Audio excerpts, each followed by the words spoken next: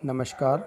पिछली कक्षाओं में हम कॉमन कैटेनरी के नैज समीकरण और कार्तीय समीकरण के बारे में पढ़ चुके हैं।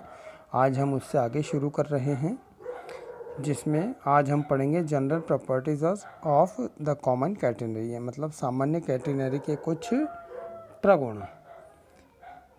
और हमने पूर्व की कक्षा में ये भी पढ़ा था कि कॉमन कैटेनरी के प्रत्येक बिंदु पर जो तनाव है उसका क्षैतिज घटक उसके निम्नतम बिंदु पर तनाव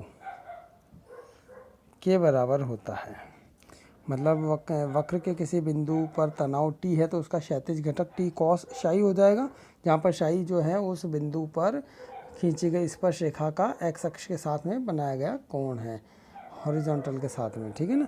तो यहाँ पर उसका क्षैतिज घटक क्या होगा, T cos शाई, जो कि क्या होता है कि इस कैटेनरी के निम्नतम बिंदु पर तनाव मतलब T0 के बराबर होता है। और यह हम पूर्व में पढ़ चुके हैं, WC के बराबर होता है।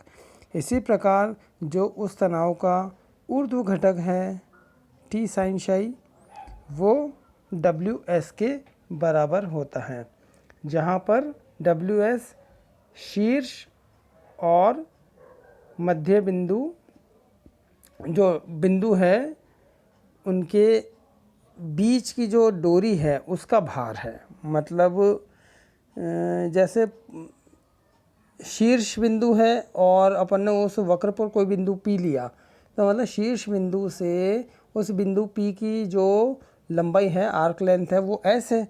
तो उस आर्क लेंथ S की डोरी का जो भार है वो WS है। इसी प्रकार यहाँ जो WC था उसके बारे में हम देख लेते हैं कि WC जो है वो मूल बिंदु तथा हमारे पास जो शीर्ष है उसके बीच की दूरी जो है उस लंबाई का भार वो WC है, क्योंकि मूल बिंदु से उस जो है अपने पास नीचे O बिंदु जो कि जिससे कि x अक्ष गुजरती है वो दूरी C है हमारे पास, है ना। तो उस C दूरी की लंबाई जो है उसका भार क्या है यहाँ पर, WC।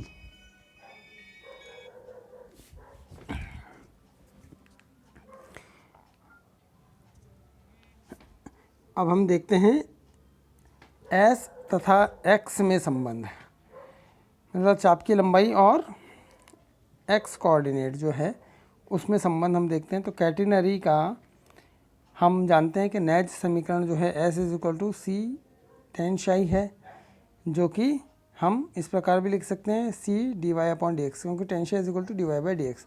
अब ये हमने पहली समीकरण 1 दी हुई है, यहाँ पर 2 भी दी हुई है और इसको हमने समीकरण नंबर 3 दे दिया। तो कैटेनरी का कार्तीय समीकरण भी हम पिछली कक्षा में पढ़ चुके हैं, y = C cos hyperbolic x/c, इसे समीकरण नंबर 4 दे दिया। S और X में संबंध चाहिए हमें, वो हमें देखना है। तो यहाँ पर हम क्या करेंगे, समीकरण 4 का अवकलन कर देंगे तो dy/dx बराबर क्या आ जाएगा हमारे पास, साइन हाइपरबोलिक x/c।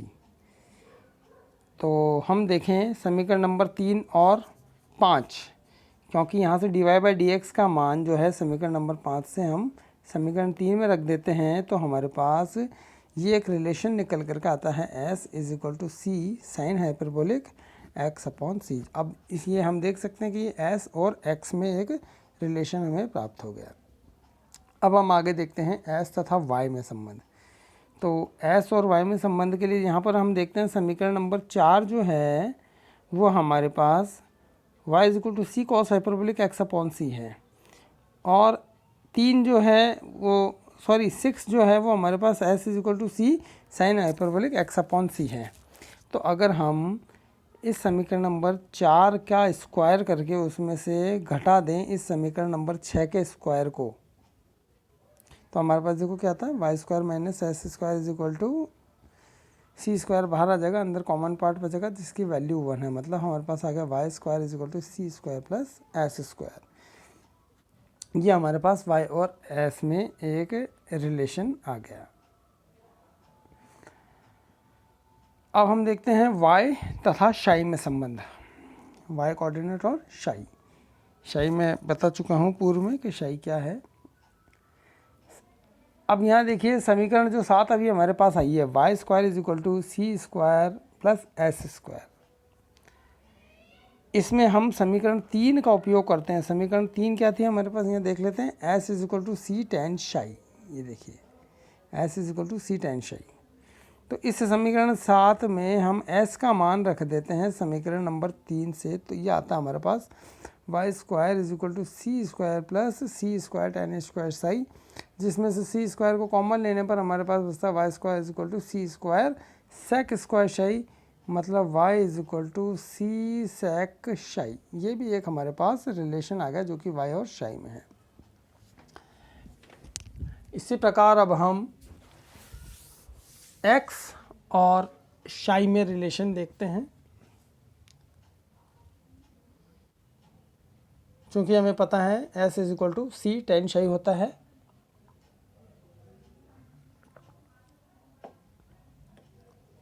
तो इसका हम अवकलन अगर करते हैं तो हमारे पास आता है D S upon D psi is equal to C sec square psi. अब हमें चूंकि x और शाई में संबंध चाहिए, तो इसे हम इस तरह से लिख सकते हैं डी एस अपॉन डी शाई को। ये देखिए आप, D S upon D x गुणा डी एक्स अपॉन डी शाई। राइट हैंड साइड में सी सेक स्क्वायर शाई है, उसको हमने एज इट इज़ ऐसे का ऐसा रखा। यहाँ से डी एक्स अपॉन डी शाई हम रखें लेफ्ट हैंड साइड में, तो राइट हैंड साइड में हमारे पास आ जाता है सी सेक स्क्वायर शाई गुणा d x upon d s. और d x upon d s हमने एक डिफरेंशियल कैलकुलस जो है वहाँ पर हमने पढ़ा था, चाप की लंबाई और पदिक समीकरण उस चैप्टर में। वहाँ पर D x upon d S जो एक फॉर्मूला था वो क्या था, कॉस शाई। तो यहाँ हमने इसकी वैल्यू रख दी कॉस शाई के बराबर। तो यहाँ से d x is equal to C sec शाई डी शाई हो गया। अब चूंकि हमें एक्स और शाई में संबंध चाहिए, इसका मतलब इसका हमें इंटीग्रेट करना पड़ेगा। इसको इंटीग्रेट करने पर हमारे पास x is equal to C log sec psi plus ten शाई, जो कि स्टैंडर्ड फार्मूला है, वो आ जाता है। साथ में प्लस इंटीग्रेशन कांस्टेंट मतलब समाकल स्थिरांक a हमने यहाँ लगा दिया। इसे समीकरण नंबर 9 दे दिया। आगे हम देखें, अब a की वैल्यू हमें निकालनी है, तो a की वैल्यू निकालने के लिए हम प्रारंभिक कंडीशन देखेंगे। मतलब इनिशियली हमारे पास x की वैल्यू क्या थी और उस पर c की शाई की वैल्यू क्या होगी। मतलब निम्नतम बिंदु पर, प्रारंभ में निम्नतम बिंदु पर हमारे पास क्या है, x बराबर तो होगा 0, क्योंकि निम्नतम बिंदु जो है वो y अक्ष पर है, तो y अक्ष पर x बराबर 0 होगा। और हमारे पास शाई जो है उस पर, यानी कि tangent at the lowest point, वो जो है उसी के साथ में जो बनाया गया एंगल है वो 0 है। इसका मतलब शाई इज इक्वल टू 0। तो यहाँ पर हमारे पास ये वैल्यू जब हम इसमें 9 समीकरण में रखते हैं, समीकरण नंबर 9 में, तो हमारे पास ये इक्वेशन आती है जिससे हमें a का मान 0 प्राप्त हो जाता है। जिससे कि a बराबर 0 हम जब समीकरण नंबर 9 में रखते हैं तो हमारे पास x बराबर सी log sec psi plus ten शाई जो कि प्राप्त होती है। इसे हम समीकरण नंबर 10 लिख देते हैं। और यहाँ हमने जो अभी पूर्व में समीकरण नंबर दिए हैं वहाँ से हमें पता है y is equal to C sec शाई होता है, तो यहाँ हमने अगले स्टेप में सेक शाई का मान y बटा सी रख दिया है। और s is equal to C tan psi होता है, तो इसका मतलब वहाँ से टेन शाई is equal to s upon c रखा। सिंप्लीफाई करने पर हमारे पास ये आ गया c log y plus s upon सी।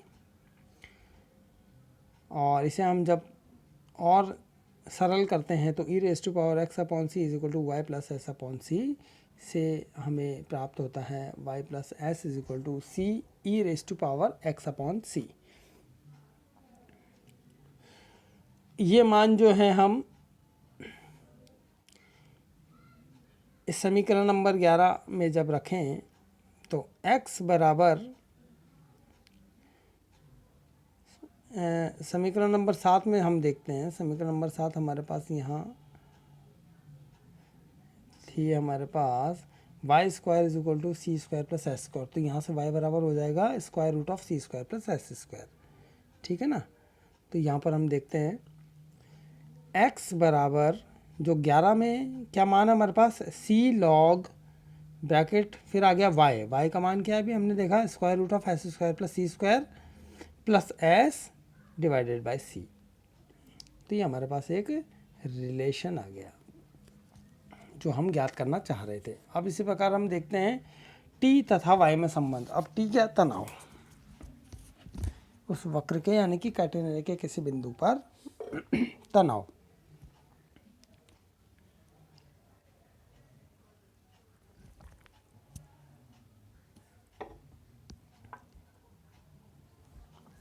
तो यहाँ पर टी और वाई में संबंध जब हम देख रहे हैं तो टी कॉस शाई बराबर हमें पता है टी ज़ीरो के बराबर होता है और जो कि डब्ल्यू सी के बराबर है, ये हमने अभी पढ़ा और पूर्व में भी पढ़ चुके हैं। तो यहाँ से टी बराबर हो जाएगा डब्ल्यू सी सेक शाई जो कि बराबर है डब्ल्यू वाई के, चूँकि Y is equal to C sec psi ये हमें पता है तो हमने यहाँ इसकी वैल्यू पुट कर दी। इसका मतलब टी बराबर आ गया डब्ल्यू वाई, मतलब टी जो है वाई के समानुपाती है, T is proportional to Y.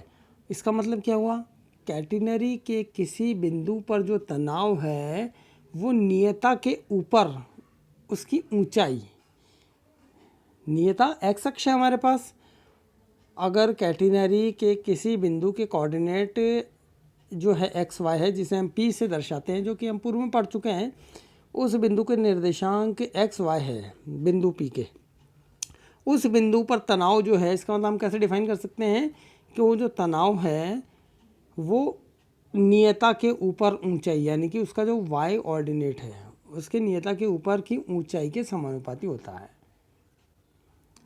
ये हमारे पास एक रिलेशन आ गया। अब इसी को हम अगर इस तरह से देखें कि नियता के ऊपर मतलब y1 और y2 ऊंचाई के बिंदुओं पर तनाव t1 और t2 यानी कि उस वक्र पर दो बिंदु है, मान लिए p और q, जिसके एक के कोऑर्डिनेट x1 y1 है, दूसरे के x2 y2 है। तो तनाव t1 है अगर उन दोनों बिंदुओं पर, तो t1 जो है अकॉर्डिंगली किसके बराबर होगा, t1 is equal to W y1 और y2 ऊंचाई के दो बिंदु हो गए ना मतलब, और t2 किसके बराबर होगा, डब्ल्यू y2। ठीक है, तो अगर हम t1 माइनस t2 अगर निकालें तो डब्ल्यू y1 माइनस y2 आता है जो कि प्रोपोर्शनल किसके होता है, t1 minus t2 is proportional to y1 minus y2। इसी प्रकार ये हमने समीकरण नंबर 13 से दे दिया। इसी प्रकार हम देखें कि कैटेनरी के किसी बिंदु पी एक्स वाई पर तनाव टी है और निम्नतम बिंदु सी पर तनाव टी ज़ीरो है, तो हम T square minus T zero square जो हम निकालते हैं तो क्या आता है हमारे पास, टी का मान अभी हमने देखा डब्ल्यू वाई का स्क्वायर माइनस टी ज़ीरो हमें पता है डब्ल्यू सी स्क्वायर। तो ये सिंप्लीफाई करने पर हमारे पास आता है डब्ल्यू स्क्वायर और ब्रैकेट में y square minus c square, और सिंप्लीफाई इसे हम करते हैं तो t square minus t zero square is equal to डब्ल्यू स्क्वायर एस स्क्वायर, चूँकि y square is equal to C square plus S square, ये हम अभी रिलेशन पढ़ चुके हैं। ये हमने साइड में इसका रीज़न भी दिया है।